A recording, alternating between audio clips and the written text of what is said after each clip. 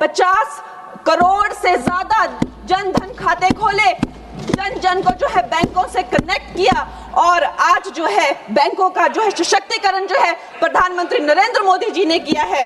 वो पैसा उठा के आप अपने चंद पूंजीपति मित्रों को दे देते हैं, जिन मित्रों से आप पीछे से चंदा लेते हैं और धंधा देते हैं, उन मित्रों को आप पैसा दे देते हैं। आपका ध्यान इस देश की अर्थव्यवस्था को ठीक करने के लिए नहीं है मान्यवर। लेकिन मैं आपसे पूछना चाहता हूं, जब आपकी सरकार बनी तो आप तो कह रहे थे हमारी 56 छुरी वाली सरकार है, हम एक एक आदमी से डंडा मार मार के वसूली करेंगे, सबसे पैसा लेंगे, कोई भागने नहीं पाएगा। लेकिन आपके राज में, मोदी जी के राज में 9,000 करोड़ रुपए लेके विजय माल्या भाग गया, 20,000 करोड़ रुपए के लेके नीरव मोदी, मेहुल चौकसी भाग गया, 6,000 करोड़ रुपए लेके नितिन संदेशरा भाग गया, 2,500 करोड़ रुपए लेके ललित मोदी भाग गया। ये बड़े बड़े जो हजारों करोड़ रुपए के लुटेरे थे, हिंदुस्तान से भगाया किसने इनको? आपने भगाया, ये गुनाह आपने किया। इसलिए आपको देश की अर्थव्यवस्था को ठीक करने का आपकी मंशा नहीं है। आपकी जो 56 छुरी वाली सरकार थी, उन्होंने तो इन लोगों को भगाने का काम किया, इन लोगों को निकालने का काम किया, सेफ पैसेज देने का काम किया। देश की जनता लूटी गई, बैंकों को आपने खाली करने का काम किया। और ऑथेंटिकेट करते हुए मैं आपको बताऊंगा मान्यवर, ये आपका लोकसभा में दिया गया सरकार का उत्तर है, मेरे घर पे नहीं बना। इसमें आप लोगों ने साफ तौर पे बताया है कि आपने करीब करीब 70% कर्जा 5,44,000 करोड़ में से मात्र 1,60,000 करोड़ रुपए आपने कर्जा वसूला और बाकी सब का सब आपने माफ कर दिया। ये तो बड़ी अच्छी स्कीम है आपकी, बहुत अच्छी स्कीम है। यही स्कीम आप किसानों के लिए लाइए, यही स्कीम आप मजदूरों के लिए लाइए, रेहड़ी पटरी वालों के लिए लाइए, छात्रों के लिए लाइए, छोटे दुकानदारों के लिए लाइए और कहिए कि अगर 1 लाख रुपए किसी किसान का बाकी रहेगा, 30,000 रुपए दे दे, उसका बाकी कर्जा माफ।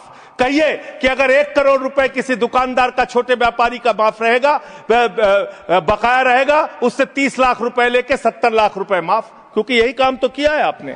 आंकड़े पढ़ रहा हूं मान्यवर, ध्यान से पूरे देश को सुनना चाहिए क्या है आपकी असलियत। आपने भूषण स्टील का 54,000 करोड़ रुपए कर्जा बकाया था, 42,000 करोड़ रुपए आपने वसूला, 23% आपने माफ किया।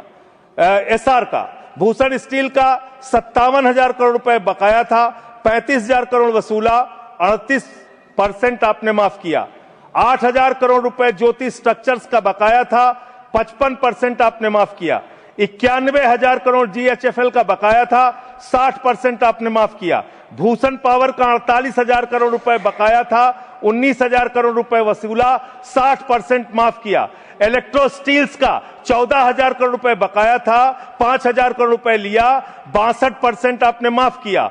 मोनेट इस्पात का 11,500 करोड़ रुपए बकाया था, 2,800 करोड़ रुपए वसूला, 75% कर्जा आपने माफ किया। एमटेक का 13,500 करोड़ रुपए बकाया था, 2,700 करोड़ रुपए वसूला, 80% आपने माफ किया।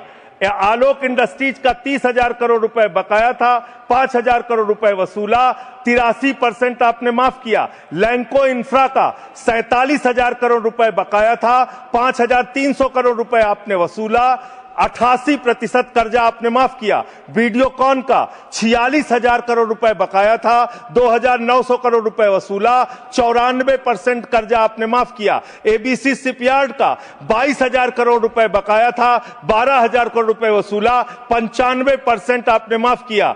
आपने श्रीवास्तव इंडस्ट्रीज का 4,800 करोड़ रुपए बकाया था, 320 करोड़ रुपए आपने वसूला, 95% कर्जा आपने माफ किया। मान्यवर, अभी हमारे मित्र पूछ रहे थे हेयर कट क्या है, हेयर कट क्या है, हेयर कट क्या है। हेयर कट का तो मतलब था मामूली सी छूट देनी है, ज्यादा वसूलना है। आपने तो पूरा गर्दन कट कर दिया, पूरा गर्दन कट, यानी कि बड़ा हिस्सा कर्जे का माफ कर दिया और मामूली हिस्सा कर्जे का आपने वसूला। और अगर मैं आपसे ये कहूं कि इसमें आपने रिश्वतखोरी की, भ्रष्टाचार किया, चंदा लेके धंधा दिया, आपने एक ही खाली कंपनी का नाम लूंगा, भूषण स्टील का, जो टाटा को गई 1,500 करोड़ रुपए का चंदा भारतीय जनता पार्टी को टाटा से इलेक्टोरल बॉन्ड और बाकी चीजों के नाम पे आपको मिले हैं। आप पैसा ले लेके इन लोगों का बड़ा बड़ा कर्जा माफ करवा रहे हो, रिश्वत ले लेके इन लोगों का बड़ा बड़ा कर्जा आप माफ करवा रहे हो। आपका ध्यान देश की अर्थव्यवस्था ठीक करने में नहीं है, पूंजीपतियों को खाली हर तरह से फायदा पहुंचा। जदि आपंक आम भिडी भल लगा तेब आम चैनल को लाइक शेयर और सब्सक्राइब करने को जमा भी भूलु नहीं।